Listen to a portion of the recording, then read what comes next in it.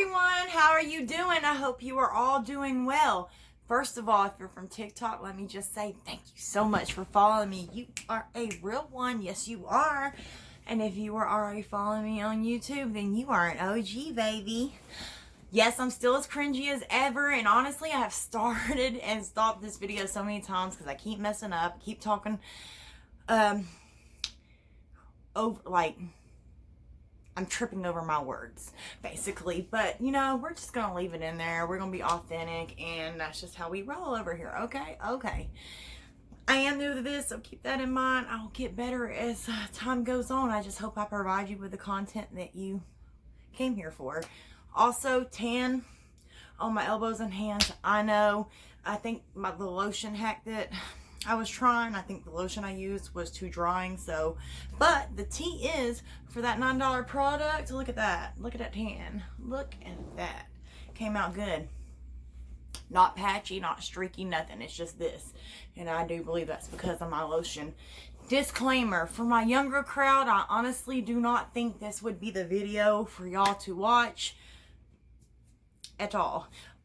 Also, if you're not like hearing about drugs, jail, or anything to that nature, I would exit the video now. I have some funnier videos on TikTok. You should definitely go follow me over there. I will link it in the description. Also, we're doing a giveaway at 25K. First prize winner wins $100. Second prize winner wins makeup. I will leave the rules to that giveaway in the description as well. So, also let me say, I don't think any of this is funny, cute, cool, none of it. I was an idiot, okay? Idiot. I could have hurt someone else or myself, and I'm very lucky that I didn't. So if you take away anything from this, please don't make the same mistakes I did. That's why I'm sharing these story times, for awareness of what addiction does to you, because I wouldn't have made them decisions in my right state of mind, in my sober state of mind. They were all made under the influence, and honestly, pain pills, which was my drug of choice, didn't even make me do stupid stuff like I'm about to tell. It was when I was taking downers like Xanaxes and Somas. So, enough rambling, let's get into the video. Let's set the scene. 2010, Tennessee, working at the Hardee's. I had already been working there a year at this point, and yes, I had already been on drugs when I got the job. I was just hiding it from everybody. However, as my addiction continued to progress, people knew. They were definitely suspicious. And some of them definitely knew. They just, I mean, what can you do? You can say something to somebody, but if they don't want to listen, they're not going to. And at that point, I wasn't ready to hear it. I didn't even think I had a problem. I thought I had it under control. Obviously, I didn't have it under control.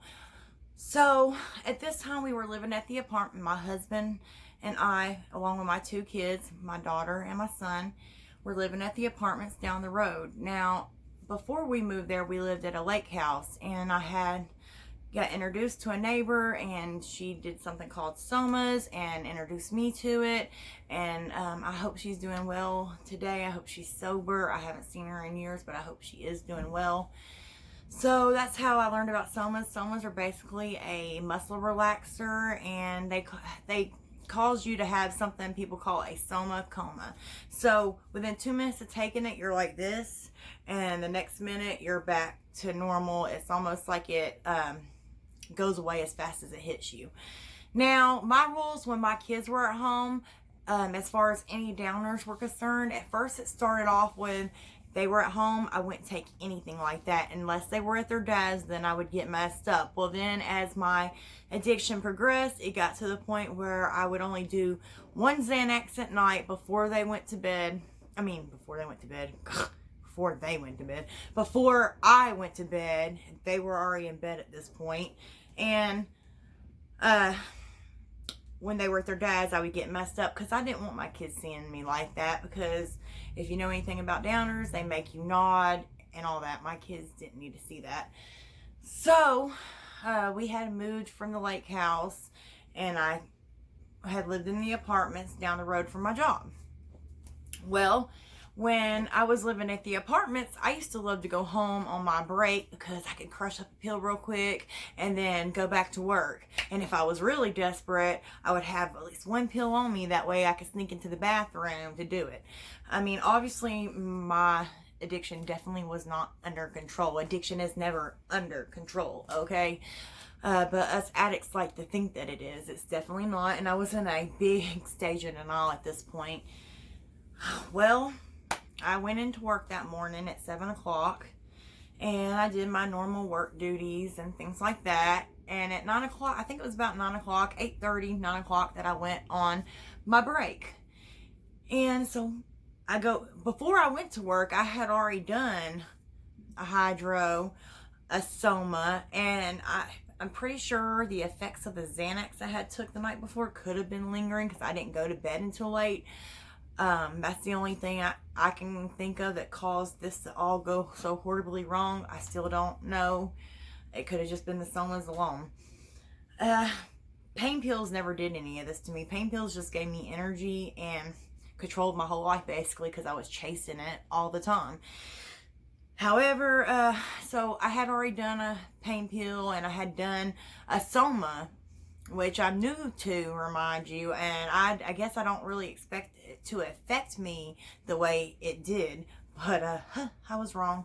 So that morning I did a pain pill and a soma. I go into work. I do my work duties. I go on break.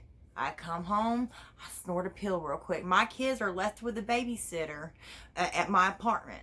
And I'm doing my pill, of course, in the bathroom because I don't let my kids see that kind of stuff. But I go in the bathroom, I snort my pill, and then I take another soma.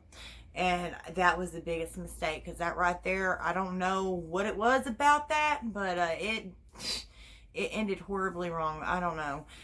So I go back into work.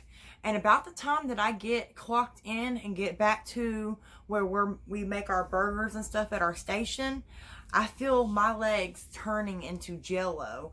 And it's almost like I'm fading in and out. And I can hear people talking to me, but it's almost like you're there, but you're not there all at the same time. So I can hear all these people talking to me, but I'm like, oh God, I don't think I feel very good. Everybody else, though, that's looking at me, they are like, oh my God, she's messed up. Because I'm guessing it was very obvious. I still didn't know what was going on at that point. And a lot of it's still fuzzy to me. All I remember is hearing my boss say, "Are you okay?" And the bigger boss, this was so humiliating. The bigger bosses of the company were there that day. So they got to watch all this. And I got fired right there on the spot. And I barely remember that. It's like a big old blur. All I know is I go to the car. And I remember everybody being around the car. Now, I remember my ex-boss telling me that she thought I was dead because something about it, she said I passed out and they kept screaming my name and I wasn't waking up and all that, but I don't even remember going out ever. I remember being awake the whole time, but she says I wasn't. She says that they were trying to wake me up and everything and I would not respond. They thought I was dead. And I never even remember going out. But they go back inside. I wish they would have took my keys away. I'm not really sure why they didn't take my keys away. But I guess I fell asleep in the car because the next thing I know, I'm waking up and I'm thinking I'm feeling okay now because at this point it doesn't click to me that something is not right. The drugs are affecting me in a negative way. I still don't even understand what's going on. So I wake up and I'm looking around me. Nobody's out there. And I'm like, I think I can make it home. Let me tell you something. I'm so against driving under the influence because my mom used to drive around drunk and we've been in the car and I was scared to death. I am totally against that, okay? Totally against it. So I don't know what the hell I was thinking this day. I ran out of storage. I had to delete some stuff so I could continue. So if it looks a little different, I'm sorry. Okay, so I don't know what the hell I was thinking this day because I'm totally against driving under the influence. All I know is I'm looking around and I'm like, okay, I think I feel better. I can make it home. And so I start the car and I start driving home. And thank God it was just down the street, because I'm so lucky that nobody got hurt. Oh my God, I'm so lucky. And so I make it home safe. But as I'm pulling into the parking lot, there is a car that's always parked there. It doesn't run, but it's my neighbor's, and I had scratched it a little bit trying to pull in.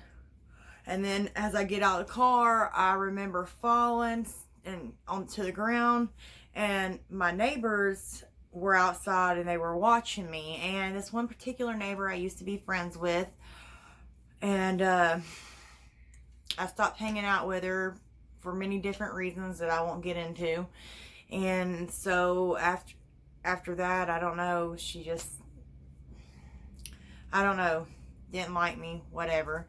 And so as they see me stumbling into the house, because I go upstairs and I tell the babysitter, I'm like, I got to get in bed, and I just don't feel right. And so she's going to continue to watch the kids for me so I can sleep whatever's going on with me off. Well, the neighbors, when they see me stumbling and getting out of the car and see me scratch that one neighbor's car, which I went to that neighbor and I was freaking out, and I'm apologizing, she's like, don't worry about it, I don't even drive that car. So she didn't even care. But the neighbor who was watching me and stumbling in the house, they called the law on me and told them that I was under the influence. So as I'm laying there in the bed, I hear a doom, doom, doom. And it's, they're saying police, you know, and they say the department they're in, they're for, or whatever. And I go and let him in, and he starts, questioning me. And honestly, from that point, it's all a blur up until I go to jail and I get booked out, and I go pick up 8 to 10 Xanaxes from my ex-father-in-law. Well, my kids' grandfather from their daddy's side, because that's how addiction is. I'm like, I'm just gonna do this one more time, and then I'm gonna get help, is what I told myself, right? And that leads into how DCS came into my life. But that's gonna be the next story time. It will go up the same day as this video goes up. But yeah, so the police come to the house, they question me, and he can tell that I'm messed up. I mean, it's quite obvious. And honestly, from that point is a blur. I don't really remember anything. I remember getting out of jail. Going into jail was worse. God, I was so scared. And the girls knew I was scared. I was crying and stuff, so they were coming up to me, trying to tell me to call a bondsman to get me out. I didn't know my husband. I thought my husband was going to leave me in there or something. I don't know why. I guess because I had never been to jail before, and never been to jail with him either. So I didn't know if he was going to leave me in there, if he was going to come get me. But he did come get me the same night. But then I go to jail the next night, and then DCS comes in my life. So, yeah. So, kids, don't do drugs. I promise you it's not worth it. I'm very lucky that I did not hurt someone. And for that, I got a DUI on my record, which it doesn't even show up now. But I got that on there, and I had to have RSR insurance for like 5 years after that. And I was put on 1129 probation. I spent that night in jail. And I think I had to go back and do 48 more hours, because I think it was for your first offense, 72 hours altogether. It was either 48 or 72 hours I had to spend. So I had to go turn myself back in for another 48 hours after I was sentenced to make up for the 72 hours. And the time that I was in there when I got booked and stuff, they counted that time towards it. So, it definitely wasn't worth it, and I'm very lucky no one got hurt out of that situation. I still can't believe to this day that I did something like that, because I'm just so against driving under the influence. But that goes to show you what drugs will do to you. They take away you. Honestly, you're a whole different person. The best way I can describe it is like being possessed and trying to get out, you know, trying to release yourself and get this demon to release you. And it's a battle. It really is. And I pray for those who are still in active addiction, and for those who are in recovery, congratulations. One day at a time, one thing at a time. And if you are still in active addiction, just know you can get help. It is possible. If I can get clean, you can get clean. You just gotta want it bad enough. And no matter how many times you fail, you gotta keep getting back up. I relapsed many a times before I ever finally stayed clean. And sometimes that's what it takes. The saying is, at first you don't succeed, try again. Well, that's true. The most important part is, no matter how many times you fail, you keep getting back up and you keep getting back up, and eventually you're able to stand up and you don't keep falling down anymore. So, if you are in active addiction, please get help. Please don't let it take your life away from you. Don't let it take you away from the people that you love. And it hurts the people you love just as much as it hurts you. Until next time, I love you all. Stay positive.